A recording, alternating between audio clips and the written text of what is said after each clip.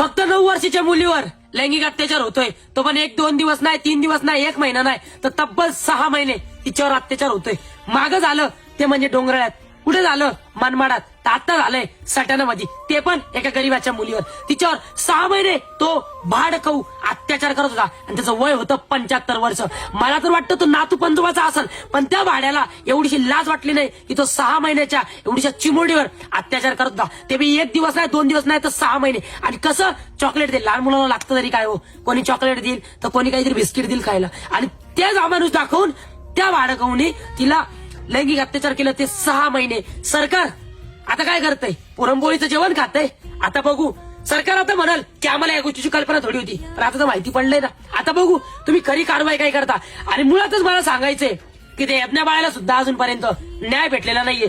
परत एकदा आता या सटाण्याच्या 9 वर्षाच्या चिमुरडीवर असं लैंगिक अत्याचार, आणि तब्बल 6